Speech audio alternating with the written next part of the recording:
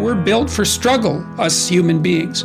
You're not after the bubbles of bliss that Dostoevsky described in Notes from Underground. We're built to contend with the world. We're built to contend with reality.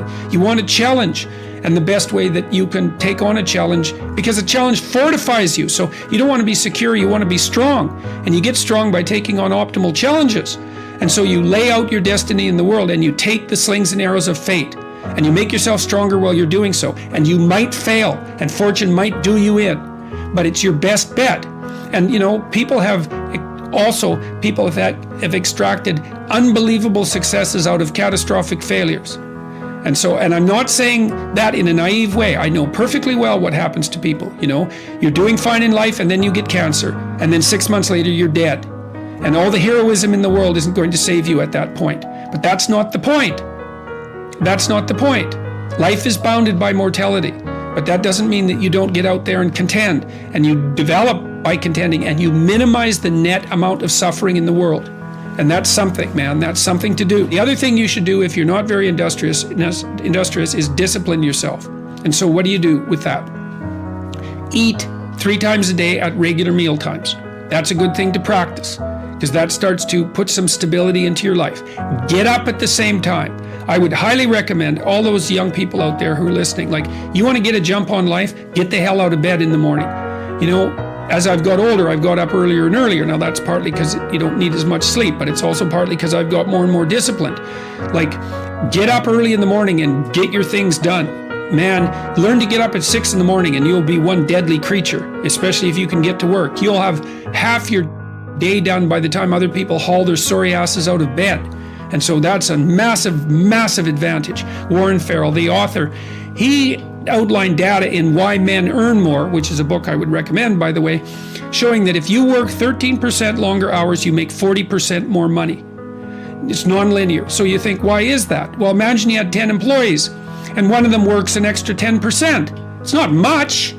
Well, how often is that person going to be promoted, assuming you have a clue as a boss? It's like you're going to look at the 10 people and you're going to think, oh, that guy's always here 45 minutes early. It's like, why don't we give him the promotion? Obviously, right? So these small edges that you can manage like that, work an extra 10%, or extra 13%, have non-proportional payoffs. That's part of the Pareto distribution. Get your sleep cycle organized so you get up in the morning. Learn how to do it. No excuses. I'm too tired in the morning. I don't like mornings. Who cares? That's not relevant. It's like discipline yourself so you can manage it. Schedule your meals, because that's a good disciplinary routine.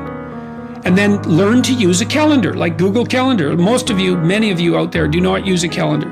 Okay, a calendar is not a prison, and it's not a tyrant. Not if you use it properly. A calendar keeps anxiety at bay. It makes sure that you do what you need to do, which is important, because otherwise you fall behind. But if you use it properly, it's also helps you plan what you want to do. So I could say, well, lay out your calendar and design the days you would like to have. That's what your calendar is for. So you can put in all sorts of things in there you want to do and that would be good for you. And that's a really good way to start being more industrious. Make a plan. You need a plan for 3 years. You need a plan for the next year. You need a plan for the next 6 months. You need a plan for the next 3 months. You need a plan for the week. You need a plan for the day. You need a plan for the hour.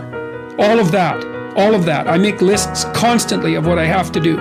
And they're like daily, weekly, monthly, yearly. Right now, I can't look out more than about 6 months, because my life is too complicated and chaotic. But you need a vision of who you could be, what character you could have. 3 to 5 years out, you can't go much farther than that because life is too unpredictable, I think, to make vision that's longer term than that. Subject to, there's too much chance associated with it to spend a lot of time on. Maybe you can stretch it to 5 years, and in rare cases, you can have a 10-year goal, but it has to be pretty low resolution. But you want plans at all those levels of resolution. You want to write the things down. And what are you going to do? You're going to stumble around and get what you need? You're going to stumble around and be useful to other people? And it's useful to be useful to other people, They want to work with you then. They want to do things with you. They want to have you around. They trust you. They open up opportunities for you. And if you stumble around like you're blind, you're not going to get anywhere. And then you're going to suffer. And then you're going to be bitter. And then you're going to be cruel. So that's hell. That's a bad outcome.